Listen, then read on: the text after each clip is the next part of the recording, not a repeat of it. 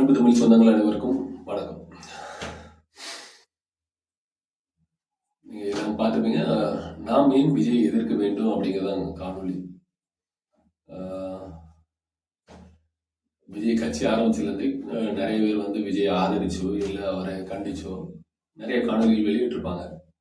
ஆனால் இவ்வளவு காலம் கழிச்சு நம்ம ஏன் அவரை ஒரு தமிழ் தேசியவாதியை எதிர்க்க வேண்டிய இருக்கு அப்படின்னு சொல்லி பார்த்தீங்கன்னா, ஒரு திரைத்துறையிலேருந்து வர்றதுனாலையோ இல்லை வேற எந்த ஒரு துறையிலேருந்து வர்றதா இருந்தாலையோ அவரோட நோக்கம் மக்களோட சேவை தான் என்றா நம்ம அதை எதிர்க்க வேண்டிய அவசியம் இல்லை. ஆனா விஜய் பாருங்க, விஜய் வந்து ஒரு புகழின் உச்சத்துல இருக்கிறாரு. அந்த உச்சத்துல இருக்கிற நடிகர் மக்களோட கஷ்ட நஷ்டங்களை தெரிஞ்சு அவங்களுக்காண்டி அந்த இப்போ அவங்களோட கட்சிக்காரங்க அவங்களோட ரசிகர்கள் சொல்றபடி ஒரு 250 கோடி 300 கோடி சம்பளத்தை விட்டுட்டு அந்த மக்களோட வாழ்வாதாரத்தை மேம்படுத்தணும்னு சொல்லி அவர் அரசியலுக்கு வர்றாருன்னா உண்மையிலே அதை வந்து நம்ம கொண்டாட வேண்டியதான். ஏன்னா ஒருத்தரோட புகழ் உச்சி வந்து இன்னொருத்தரோட வாழ்வாதாரத்தை மேம்படுத்துற உதவுதுன்னா உண்மையிலே கொண்டாட வேண்டியதான். ஆனா விஜய் உண்மையிலே அப்படிப்பட்டவர் தானா? அவர் உண்மையிலேயோட அவரோட நோக்கம் அப்படிதானா? இல்ல இயல்பாவே அவரோட தன்மை அப்படிதானா அப்படின்னு சொல்லி பார்த்தா இல்ல. ஏன்னா அவர் திரைத்துறையில இருக்கும்போது அவரை கொண்டாடக்கூடிய ரசிகர்கள் அவரை தலைக்கு மேல வச்சு கொண்டாடக்கூடிய ரசிகர்கள் அவரோட புகைப்படத்துக்கு அவரோட பதாகைக்கு பாலாபிஷேகம் சூடம் ஏத்துறது இந்த மாதிரி விஷயங்கள் பண்றத அவர் ஒரு பெரிய ஒரு மேன்மைத்தன்மையோட அதை வந்து கொண்டாடினாரு, அதை ரசிச்சாரு. அதை வந்து ஒருபோதும் தவறுன்னு சொல்லியோ இல்ல இந்த மாதிரி விஷயங்கள் பண்ணாதீங்கன்னு சொல்லியோ அந்த ரசிகர்களை அவர் கண்டிக்கவோ இல்ல அதை வந்து சரி செய்யவோ இல்லை. இன்னைக்கு வரைக்கும் இப்போ தற்சமயம் வரைக்கும் அந்த இதை வந்து அவர் வந்து ஒரு நெறிமுறைப்படுத்தல. ஆனா நீங்க பாருங்க, இப்பவும் அந்த அந்த கூட்டம் அப்படியே தொடருது. அந்த ஒரு தலைவனுங்கிறவன் தன்னை பின்பற்றக்கூடிய மக்களை வந்து நல்வழிப்படுத்தணும், அவங்கள வந்து ஒரு மேம்பட்ட மக்களா, ஒரு சுயமா சிந்திக்கக்கூடிய மக்களா, ஒரு சமூகத்துல ஒரு ஒரு நல்ல ஒரு நிலைக்கு அவங்களை கொண்டு வர்றதுதான் ஒரு தலைவனோட ஒரு வழிகாட்டுதல், ஒரு நெறிமுறையை கூட இருக்கும். ஆனா அவர் அப்படிதான் இருக்கிறாரா அப்படின்னு சொல்லி பார்த்தா இல்ல. அவரு அந்த ரசிகர்களை ஒரு ஒரு தற்கொலை, நீங்க அது வந்து நீங்க தவறுதலா எடுத்துக்கிட கூடாது. ஆனா ஒரு புரிதல் இல்லாத ஒரு கூட்டமா ஒரு வழி நடத்தி தான் அப்படிதான் கொண்டு போகணும்னு சொல்லி நினைக்கிறாரு. இன்னைக்கும் நீங்க பாருங்க, ஒரு ஒரு பதாகைக்கு ஒருத்தன் பால் ஊத்துறான், மேல இருந்து தவறி விழுந்தான்னு வச்சிருக்கேன், அவனோட குடும்பத்தோட மனநிலை நீங்க அந்த நேரத்துல யோசிப்பாரு. நான் இப்போ ஒரு கிட்டத்தட்ட ஒரு 2 வருஷம் இருக்குன்னு நினைக்கிறேன், நான் செய்தியில தான் பார்த்தேன். செய்தியில பார்க்கும்போது ஒரு ஆடு, ஒரு ஆட்டை அதோட கழுத்தை அறுத்து அதோட ரத்தத்தை வந்து அவரோட பதாகைக்கு வந்து தெளிக்கிறாங்க. நீங்க பாருங்க, அந்த ரசிகர்களோட மனநிலை பாருங்க, எவ்வளவு பத்திரமான ஒரு மனநிலை.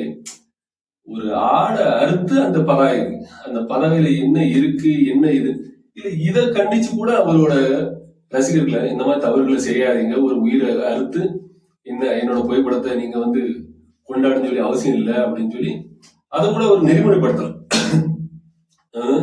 ஆனா இந்த இந்த விஜய் தான் வந்து மக்களை வந்து நல்வழிப்படுத்த போறாரு. நீங்க பாருங்க, மன்னராட்சி முறையை வீழ்த்தி நம்ம வந்து ஜனநாயக வழிக்கு வந்திருக்கோம். ஆனா இவரு தன்னோட சொந்த ரசிகர்கள், தன்னை சந்திக்க வர ரசிகர்களை தன்னோட பாதுகாவலர்களை விட்டு தூக்கி எறிகிற, தாக்குற, இல்ல தன்னை சந்திக்க விடாம கிரீசு தடவை. நீங்க பாருங்க, அவரு இதுக்கு அரசியலுக்கு வந்துட்டாரு. அவரு பொதுவா எல்லா மேடைகளும் சொல்றது வந்து என்னன்னா, அண்ணாவோட ஒரு கோட்பாடை வந்து சொல்றாரு, நீங்க வந்து மக்களிடம் செல் அப்படின்னு சொல்லி தன்னோட ரசிகர்களை வந்து தன்னோட கட்சிக்காரங்களை வந்து மக்களிடம் செல் அப்படிங்கிறாரு. ஆனா இவர் மக்களிடம் செல்றாரா? அரசியல்ங்கிறது என்ன, தாழ்ந்து கிடக்கிற மக்களையும் அவங்களை தூக்கி விடுறது, அவங்களை வந்து எல்லாருக்கும் எல்லாம் கிடைக்கிற ஒரு வாய்ப்பை உருவாக்கி விடுறது, அத ஒரு சமூகத்தை ஒரு நெறிமுறையோட கட்டமைக்கிறது. ஆனா இவர் அப்படிதானான்னு சொல்லி பாத்தீங்கன்னா இல்ல. இவர் ஒரு மேல்தட்டு வர்க்க ஒரு அரசியல், ஒரு மன்னராட்சி முறை அரசியல். அவர் மன்னர், அதுக்கு கீழே எல்லாருமே ஒரு அவங்களோட ரசிகர்களோட பாருங்க, மன்னர், அதுக்கு கீழே அவங்களோட ரசிகர்கள், அதுக்கு கீழே மக்கள். அந்த மாதிரி பாருங்க, கரூர்ல 41 பேர் இறந்து போயிட்டாங்க. நீங்க பார்த்துருப்பீங்க. கரூர்ல 41 மக்கள் இறந்து போயிட்டாங்க.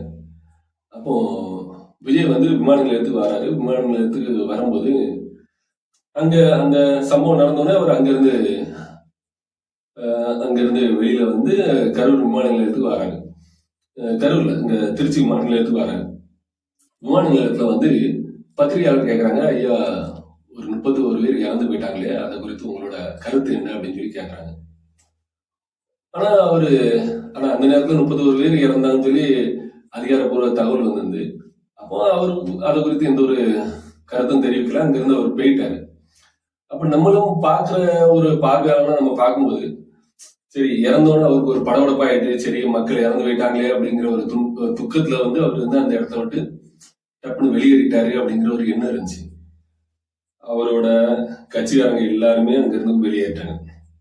எல்லாரோட கைபேசியும் அடைச்சிட்டாங்க. ஒருத்தருமே அந்த இடத்துல கட்சிக்காரங்க ஒரு அமைப்பு நடத்துறாங்க.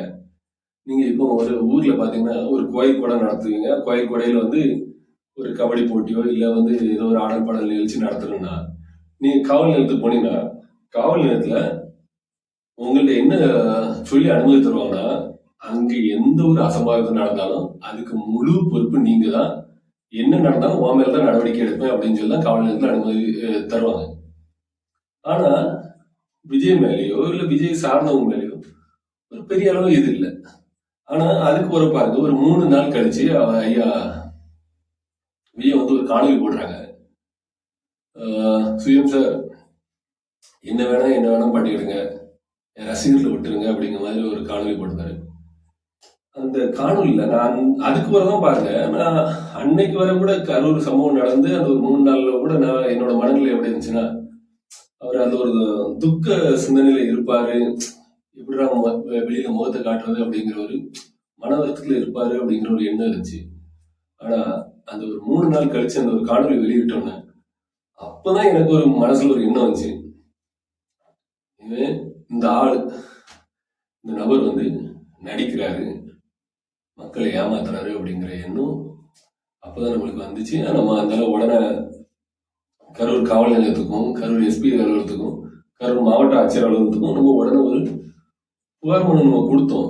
ஆனா புகார் மனு கொடுத்தோம், மாவட்ட ஆட்சியர் அலுவலகத்துல நம்மளுக்கு வந்து தகவல் இருந்துச்சு, உங்க மனு வந்து மேல் நடவடிக்கைக்கான எடுத்துக்கொள்ளப்பட்டது அப்படின்னு சொல்லி. ஆனா அதுக்கு பிறகு பாத்தீங்கன்னா சிபிஐ விசாரணைக்கு அதை நகர்த்தி கொண்டு போயிட்டாங்க. அதனால நம்ம அதுக்கு மேல அதை பின்தொடரல.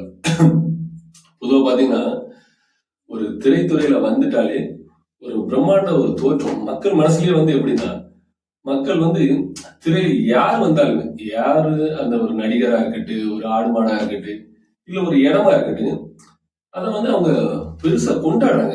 மக்கள் வந்து எதுவுமே திரையில வர்றத அவங்க அப்படியே நம்புறாங்க. ஒரு நடிகர் வந்து ஒரு 50 பேரை அடிச்சா, ஒரு நிறைய பேருக்கு தன்னோட சொத்து எல்லாத்தையும் தானம் பண்ணா அப்படின்னா மக்கள் அதை வந்து உண்மைன்னு சொல்லி நம்புறாங்க. அது வந்து ஏதோ படத்துக்காண்டி அப்படி படத்துல அவர் நடிச்சாரு, இந்த கதையில வந்து அவர் அப்படி நடிச்சிருக்காரு அப்படின்னு சொல்லி அந்த திரையும் தரையும் வந்து ஒரு பொருத்தி பார்க்கறவுடைய தன்மை இல்லை. அவங்க அந்த திரையில வர காட்சியை தரையில நடந்த மாதிரி நினைக்கிறாங்க. அந்த திரையில நடந்தது உண்மையிலேயே படம் பிடிக்கப்பட்டு நம்மளுக்கு காமிக்கிறாங்க, அவர் உண்மையிலேயே இப்படிதான் வாழ்ந்தாரு அப்படிங்கிற மாதிரி இந்த மக்கள் ஒரு ஒரு சிந்தனை. இந்த மக்கள் வந்து தனக்கான தலைவனையோ தனக்கான துணையோ எதுவுமே வந்து தரையில தேடுறதே இல்லை. எல்லாமே திரையில தான். அது தலைவனா இருக்கட்டு, துணைவியா இருக்கட்டு, இல்ல எல்லாமே எல்லா இதுமே இவன் வந்து திரையில தான் தேடுறான். இன்னொன்னு பாருங்க, நான் வந்து கேரளாவில் வந்து மக்கள் வந்து திரை மேல அவ்வளவு மோகம் கிடையாது, சினிமா மேல அவ்வளவு மோகம் கிடையாது, சினிமா நட்சத்திரங்கள் மேல அவ்வளவு பெரிய மோகம் கிடையாது அப்படின்னு சொல்லி சொன்னாங்க. நானும் அதை யதார்த்தமா நான் நம்பி இருந்தேன். ஆனா ஒரு 2 வருஷம் முன்னாடி சனி லியோன்னு சொல்லி ஒரு நடிகை, அது வந்து முதல்ல ஆரம்ப காலத்துல நிர்வாண பட நடிகையா நடிச்சிட்டு இருந்தாங்க. இப்போ வேற வேற படங்கள் நடிக்கிறாங்க. ஆனா ஆரம்ப காலகட்டத்தில் அவங்க நிர்வாண பட நடிகை தான். அந்த நடிகை வந்து கேரளாவில் ஒரு பெரிய அளவுல படமோ எதுவுமே நடிச்சபடி இல்லை. ஆனா கேரளாவுக்கு அவங்க வராங்க. இன்னைக்கு விஜய்க்கு கூடுற கூட்டத்தை விட ஒரு 2 மடங்கு கூட்டம் அதிகமா அந்த ஒரு கடை திறப்பு விழாவுக்கு தான் அவங்க வந்திருந்தாங்க. அவ்வளவு பெரிய கூட்டம். அந்த சாலை எல்லாம் மறிச்சு, அந்த சாலை தடுப்புகள் எல்லாத்தையும் உடைச்சு எல்லாம் ஏறி சாடி வந்தாங்க. அப்போ இது வந்து கேரளா, தமிழ்நாடு அப்படிங்கிற அந்த ஒரு எண்ணம் இல்லை. மக்கள் வந்து எல்லாமே வந்து திரையில இருக்கிற தான் தரையில வேணுங்கிற ஒரு எண்ணம். திரையில இருக்க அதே நடிகர் தான் வந்து நம்மளுக்கு தரையிலையும் தலைவனா வந்து நம்மளுக்கு சேவையாற்றணும் அப்படிங்கிற ஒரு மனப்பான்மை. உங்களுக்கு ஒரு எடுத்துக்காட்டு சொல்றேன்.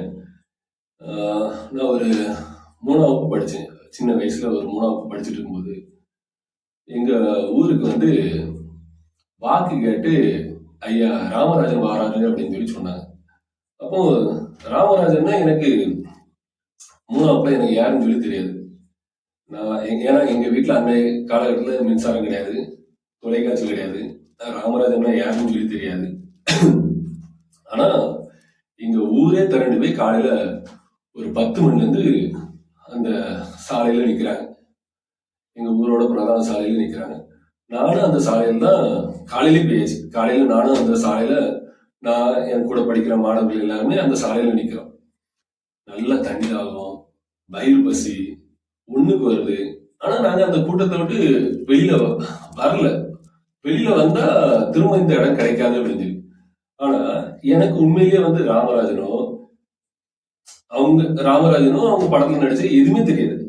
ஆனா மக்களோட மனநிலையில அவங்க ஒரு பெரிய பிரம்மாண்டம் திரை நடிகர் அப்படிங்கிற ஒரு எண்ணத்துல நானும் எங்களோட மனநிலை எல்லாமே என்ன, அவங்க எல்லாமே நேர வானத்துல இருந்து இறங்கி வருவதான ஒரு மனநிலை. இது ஒரு பெரிய முட்டாள்தனமான ஒரு மனநிலை. இந்த மனநிலை வந்து மக்கள் வந்து மெதுவா அந்த மனநிலையை விட்டு வெளியில வரணும்.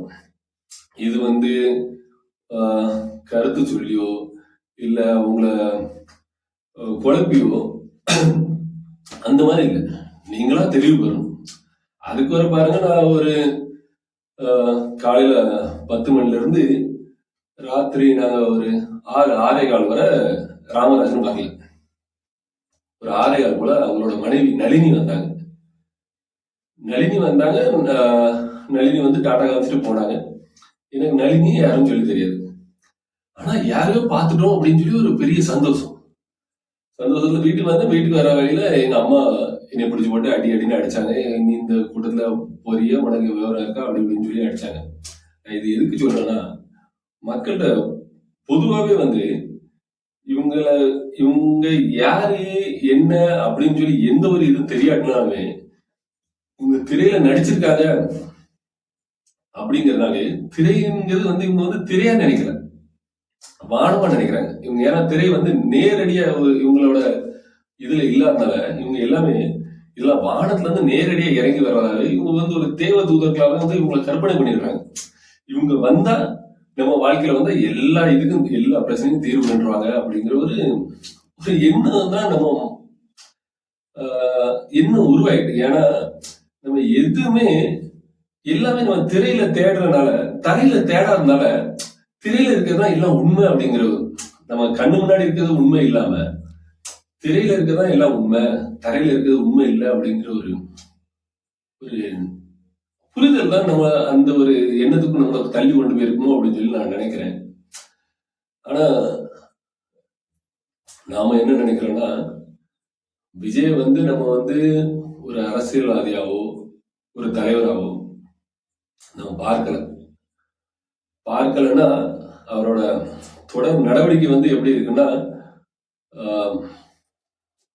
ரொம்ப ஒரு அறிவு சார்ந்தோ ஒரு கருத்தியல் சார்ந்தோ இதுவரை அவர் எதுவும் பேசினதாகவும் நம்மளுக்கு தெரியல. பிளாஸ்ட்ங்கிறாரு, கரெக்டா வரட்டா ரூட்டா எல்லாமே அவரே வந்து ஒரு இந்த இது வந்து ஒரு சினிமாவா நினைச்சு அப்படி கடத்தி கொண்டு போறாரோ அப்படிங்கிற ஒரு பார்வை நம்மளுக்கு இருக்கு. அதனால நம்ம என்ன நினைக்கிறோன்னா, அவரோட இன்னொரு கோரமும் ஒரு அந்த கோரமுகத்தை வந்து மக்கள் இடத்துல அம்பலப்படுத்த வேண்டிய தேவை இருக்கு. அந்த வேலையை செய்யறதுக்கு தான் நாங்கள் முயற்சி பண்றோம். நாங்கள் அதை தொடர்ச்சியா பண்ணுவோம். மக்கள் மக்கள் மத்தியில் கொண்டு போய் அவரோட இன்னொரு முகத்தை அம்பலப்படுத்தும். ஏன்னா இந்த மாதிரி ஒரு சமூக சீரழிவை, சமூக சீர்கேட்டை பொதுவாக பாருங்க, கரூர்ல அவ்வளவு மக்கள் விழுந்துட்டாங்க. அந்த மக்கள் மேல மிதிச்சு போற அந்த மனநிலையை பாருங்க. மின்கம்பத்துல ஏறி பாக்குறது, அந்த மேல மின்சாரம் போது அதை நம்ம பிடிச்சோம்னா இறந்து போயிடும் அப்படின்னு சொல்லி தெரியும். ஆனா அதே மீறி அந்த மின்கம்பத்துல ஏறி பார்க்கணும்னு சொல்லி தோன்ற அந்த எண்ணம், வீட்டு மேல ஏறுறது, மரத்து மேல ஏறுறது, கீழே கிடக்க குழந்தையோட மூஞ்சில மீச்சிட்டு போயிருக்கு அந்த ஒரு தன்மை. நீங்க பாருங்க, பொதுவாக ஒரு கூட்டம்னா, ஒரு ஏதாவது கூட்டம், நீங்க ஒரு கோயில் கூட்டம் இல்ல ஏதாவது கூட்டத்துல யாராவது ஒருத்தர் தவறி கீழே வந்துட்டா அவங்க மேல யாரை மிதிச்சிடாம அந்த கூட்டம் அப்படி கொஞ்சமா அப்படி விலகி நிக்க பாருங்க. அந்த கூட்டத்துல நவள இடம் இல்லைனாலுமே அப்படி விலகி அவங்களை எப்படியாவது கீழே தூக்கணும்னு சொல்லி நினைப்பாங்க. ஆனா அந்த கூட்டத்தை பாருங்க, எவனோ செத்தா, எவனோ அந்த செத்து போனது தகவல் தெரிஞ்சுன்னு பாருங்க, எல்லாமே அந்த கூட்டமே காலியாயிட்டு பாருங்க. தூக்கிட்டு போட்டு காப்பாத்து அப்படின்னு சொல்லி இல்லை. அதனால நம்ம என்ன நினைக்கிறோம்னா, இந்த மாதிரி ஒரு ஒரு முட்டாள்தனமான ஒரு கூட்டத்தை நம்ம அதை ஊக்கப்படுத்தக்கூடிய வேலைகள் நம்ம செய்யக்கூடாது. அதை ஏதாவது ஒரு இடத்துல கட்டுப்படுத்தணும், அதை ஒரு இடத்துல தடுக்கணும். அப்போ அதுக்கான வேலைகளை நம்ம செய்யணும். ஒரு தமிழ் தேசியவாதியா சமூக மக்கள் எல்லாருமே அதை பொறுப்புணர்வோடு அதை வந்து அந்த வேலையை செய்யணும். இது ஏதோ என்னோட வேலை உங்களோட வேலைன்னு இல்லை, இது ஒரு சமூக ஒரு சீரழிவு. அதை வந்து எல்லாரும் சேர்ந்துதான் அதை வந்து கட்டுப்படுத்தணும். இல்லைன்னா ரொம்ப மோசம். அதனால இத தொடர்ச்சி அந்த அம்பலப்படுத்துற வேலையை, மக்கள் மத்தியில கொண்டு போய் சேர்க்கிற வேலையை நம்ம தொடர்ச்சியா செய்வோம். நன்றி.